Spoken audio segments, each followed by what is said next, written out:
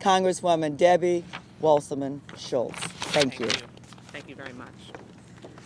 Thank you so much, Chief Demings, for that introduction, and Leader Pafford for joining me today.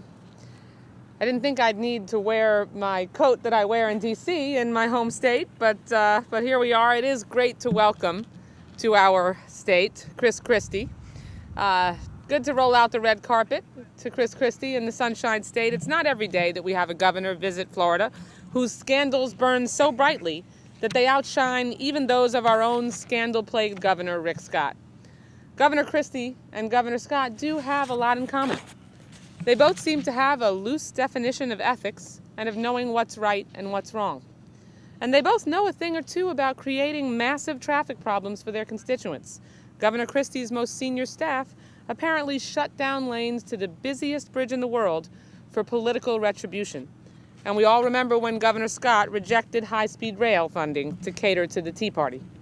Both governors have clearly decided to put politics ahead of what's best for their constituents. Thanks to these two governors, both states are way too familiar with gridlock. It's interesting that while Chris Christie is spending the entire weekend in Florida with Governor Scott, they won't have a single public appearance. Either Chris Christie doesn't want to face the press, or Rick Scott doesn't want to be seen publicly with him. It's probably a little of both. And I'm not the only one that thinks so. Listen to these quotes from very recent news stories. This is ridiculous. It's stupid. Amateur hour. Talk about terrible timing. It's unfortunate timing. Mitt Romney's former Florida finance chair even called Chris Christie a maniacal bully. Here's the kicker. Every one of those comments was from a Republican. Not exactly a warm welcome. But I think former RNC Chairman Michael Steele said it best when he said, "My recommendation to Chris Christie is to basically, at this point, dial it back. Get off television. Get out of big public events and focus on the people of New Jersey." Now, before I get to what Christie's visit means for Florida in 2014, for Republican governors across the country, and for Christie's future political aspirations, I want to go over a few facts about Christie's bridge scandal. Let's recap.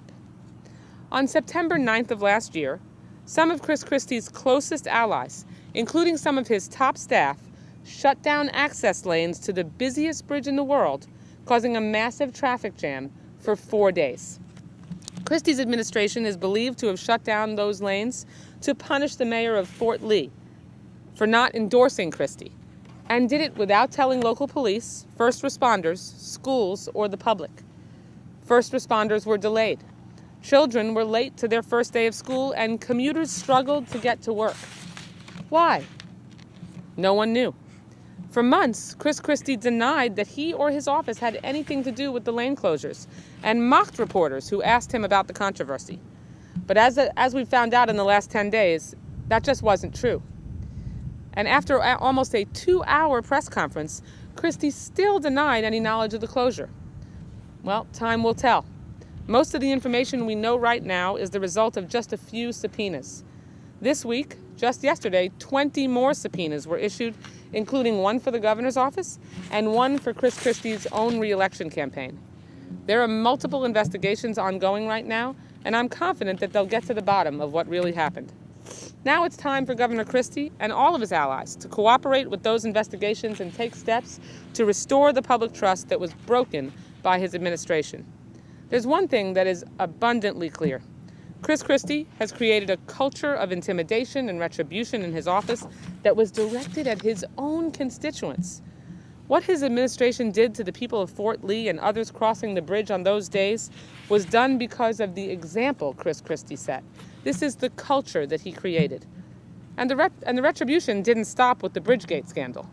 The day after the mayor of Jersey City, the second largest city in New Jersey, declined to endorse Chris Christie, state officials canceled meetings with the mayor, refused to meet with him, and his requests for help with Superstorm Sandy recovery fell on deaf ears.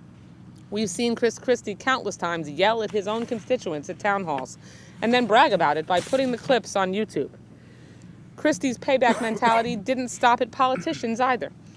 Christie used his line-item veto to gut funding for a Rutgers University professor just because that nonpartisan professor disagreed with the Republican redistricting plan. Now we hear, just breaking right before we stepped up to the podium here, that there is an investigation that the lieutenant governor threatened withholding Sandy funds to the mayor of Hoboken to pressure the mayor to approve a development. This is a pattern of intimidation and potential retribution that Chris Christie has led. This is the tone that Christie set in his office, and it's the example that his staff followed. And that brings me to why we're here today. You know, Republicans, as Val said, like to brag and say that their governors are the future leaders of their party, and that they're the ones that know how to get things done, that they're different from the dysfunctional Republicans that I work with in Washington. Well, Republican governors elected Chris Christie as their chairman, and in recent weeks we've seen exactly how he gets the job done, by intimidation and retaliation.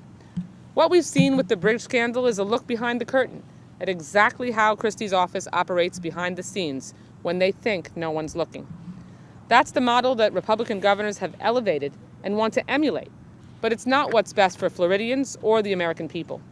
Clearly, Rick Scott has no problem with it, but I guess that shouldn't surprise us because, as the expression goes, birds of a feather flock together.